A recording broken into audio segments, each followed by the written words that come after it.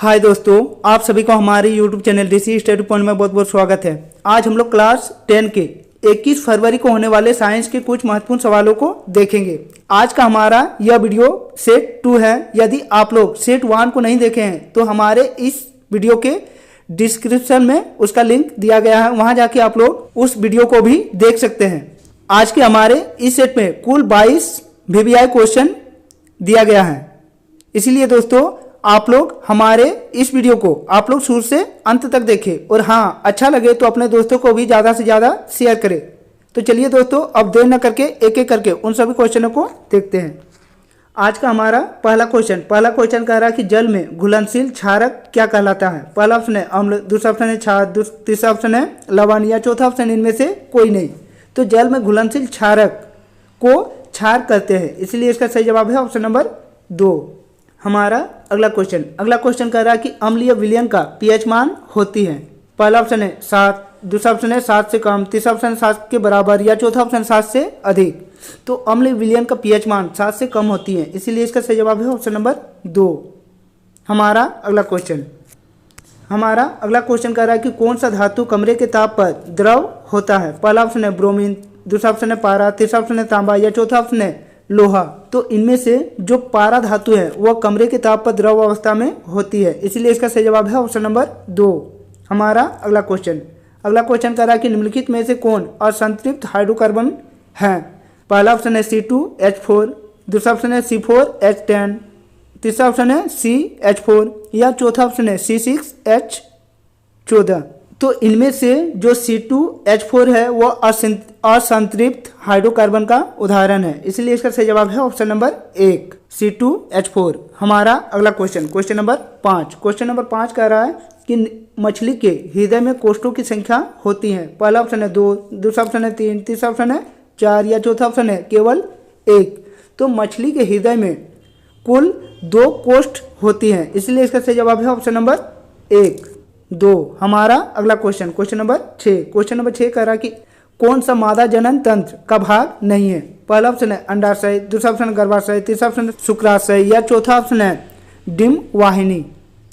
तो इनमें से शुक्राशय है वह मादा जनन तंत्र का भाग नहीं है, इसीलिए इसका सही जवाब है ऑप्शन नंबर 3 शुक्राशय। हमारा अगला क्वेश्चन नंबर 7 कह रहा है कि मेंडल ने अपने प्रयोगों के लिए किस पौधे का चयन किया था। पहला ऑप्शन है अंगूर, दूसरा ऑप्शन है मटर, तीसरा ऑप्शन है टमाटर या चौथा ऑप्शन है सरसों। तो मेंडल ने अपने प्रयोग के लिए मटर का पौधा को चयन किया था, इसीलिए इसका सही जवाब है ऑप्शन नंबर 2 मटर। हमारा अगला क्वेश्चन कह रहा है कि पृथ्वी पर ऊर्जा का प्रमुख स्रोत है। पहला ऑप्शन है कोयला, दूसरा ऑप्शन है लकड़ी, तीसरा ऑप्शन है सूर्य, चौथा ऑप्शन है विद्युत। तो पृथ्वी पर ऊर्जा का प्रमुख स्रोत सूर्य है, इसलिए इसका सही जवाब है ऑप्शन नंबर 3। हमारा अगला क्वेश्चन नंबर 9 कह रहा है कि किसी बीम का वास्तविक तथा समान साइज का प्रतिबिंब प्राप्त करने के लिए बीम को उत्तल लेंस के सामने कहाँ रखें। पहला ऑप्शन है लेंस के मुख्य फोकस पर, दूसरा ऑप्शन है अनंत पर, तीसरा ऑप्शन है फोकस दूरी की दुगुनी दूरी पर या चौथा ऑप्शन है लेंस के प्रकाशित केंद्र तथा मुख्य फोकस के बीच। तो हम बीम का वास्तविक तथा समान साइज का प्रतिबिंब प्राप्त करना चाहते हैं तो उत्तल लेंस के फोकस दूरी की दुगुनी दूरी पर रखनी चाहिए, इसीलिए इसका सही जवाब है ऑप्शन नंबर 3। हमारा अगला क्वेश्चन नंबर 10 कह रहा है कि वैश्विक उष्णता के लिए उत्तरदायी है। पहला ऑप्शन है O2, दूसरा ऑप्शन है CO2, तीसरा ऑप्शन है NH3 या चौथा ऑप्शन है N2। तो वैश्विक उष्णता के लिए CO2 यानी कार्बन डाइऑक्साइड गैस उत्तरदायी होती है, इसीलिए इसका सही जवाब है ऑप्शन नंबर 2। हमारा अगला क्वेश्चन कह रहा है कि निम्नलिखित में से किसका उपयोग खाना बनाने वाले ईंधन के रूप में नहीं किया जा सकता है। पहला ऑप्शन है CNG, दूसरा ऑप्शन है LPG, तीसरा ऑप्शन है बायोगैस या चौथा ऑप्शन है कोयला। तो इनमें से जो CNG है उनका उपयोग खाना बनाने वाले ईंधन के रूप में नहीं किया जा सकता है, इसीलिए इसका सही जवाब है ऑप्शन नंबर 1। हमारा अगला क्वेश्चन नंबर 12 कह रहा कि यदि R1 और R2 प्रतिरोध पार्श्वक्रम हो तो उनका समतुल्य प्रतिरोध होता है। पहला ऑप्शन है R बराबर R1 R2 बटा R1 प्लस R2, दूसरा ऑप्शन है R बराबर R1 माइनस R2, तीसरा ऑप्शन है R बराबर 1 बटा R1 प्लस 1/R2 या चौथा ऑप्शन है R बराबर R1 प्लस R2। तो यदि R1 और R2 प्रतिरोध को पार्श्व क्रम में जोड़े तो उनका समतुल्य प्रतिरोध R बराबर R1 इंटू R2 बटा R1 प्लस R2 होगा। इसलिए इसका सही जवाब है ऑप्शन नंबर 1। हमारा अगला क्वेश्चन कह रहा है कि निम्नलिखित में से किस देश को पवनों का देश कहा जाता है। पहला ऑप्शन है USA यानी अमेरिका, दूसरा ऑप्शन है भारत, तीसरा ऑप्शन है जापान या चौथा ऑप्शन है डेनमार्क। तो डेनमार्क को पवनों का देश कहा जाता है, इसलिए इसका सही जवाब है ऑप्शन नंबर 4 डेनमार्क। हमारा अगला क्वेश्चन नंबर 14 कह रहा है कि घरेलू विद्युत परिपथों में किस संयोजन का उपयोग नहीं किया जाता है। पहला ऑप्शन है श्रेणी क्रम संयोजन, दूसरा ऑप्शन है पार्श्व क्रम संयोजन, तीसरा ऑप्शन है मिश्रित संयोजन या चौथा ऑप्शन इनमें से कोई नहीं। तो घरेलू विद्युत परिपथों में श्रेणी क्रम संयोजन का उपयोग नहीं किया जा सकता है, इसलिए इसका सही जवाब है ऑप्शन नंबर 1 श्रेणी क्रम। हमारा अगला क्वेश्चन कह रहा है कि संतरा में कौन सा अम्ल पाया जाता है। पहला ऑप्शन है साइट्रिक अम्ल, दूसरा ऑप्शन है टाइट्रिक अम्ल, तीसरा ऑप्शन है ऑक्जेलिक अम्ल या चौथा ऑप्शन है लैक्टिक अम्ल। तो संतरा में सिट्रिक अम्ल पाई जाती है, इसलिए इसका सही जवाब है ऑप्शन नंबर 1।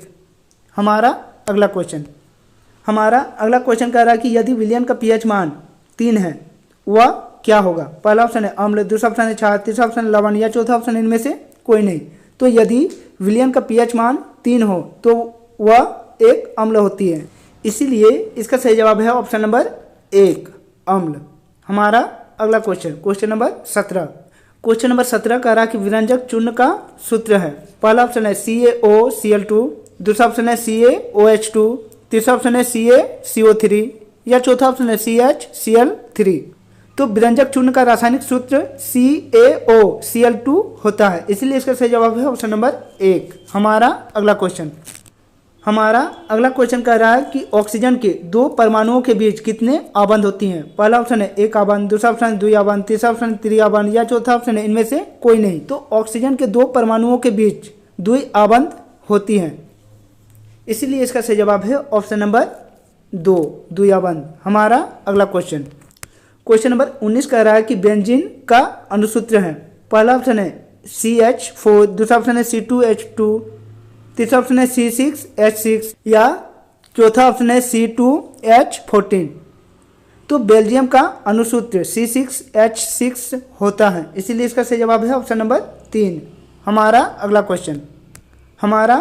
क्वेश्चन कह रहा है कि रंध्रों का खुलना और बंद होना निर्भर है। पहला ऑप्शन है सूर्य के प्रकाश पर, दूसरा ऑप्शन है प्रकाश संश्लेषण पर, तीसरा ऑप्शन है कार्बन डाइऑक्साइड के सांद्र पर या चौथा ऑप्शन है वायु के वेग पर। तो रंध्रों का खुलना और बंद होना प्रकाश संश्लेषण पर निर्भर करती हैं, इसलिए इसका सही जवाब है ऑप्शन नंबर 2 प्रकाश संश्लेषण।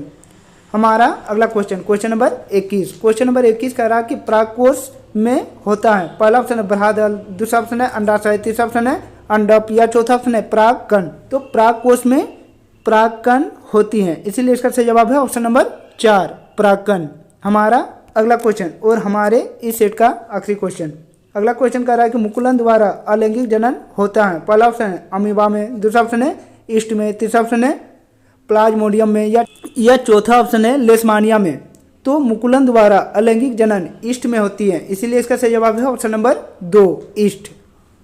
तो दोस्तों यदि आप लोगों को आज का हमारा वीडियो अच्छा लगा हो तो अपने दोस्तों को भी ज़्यादा से ज़्यादा शेयर करना ना भूलें। और यदि आप लोग हमारे इस चैनल में नए आए हैं तो हमारे इस चैनल को सब्सक्राइब कर ले और बेल आइकन को दबा ले, ताकि हमारे इस चैनल में जब भी कोई नया वीडियो अपलोड हो आप तक नोटिफिकेशन सबसे पहले पहुंचे।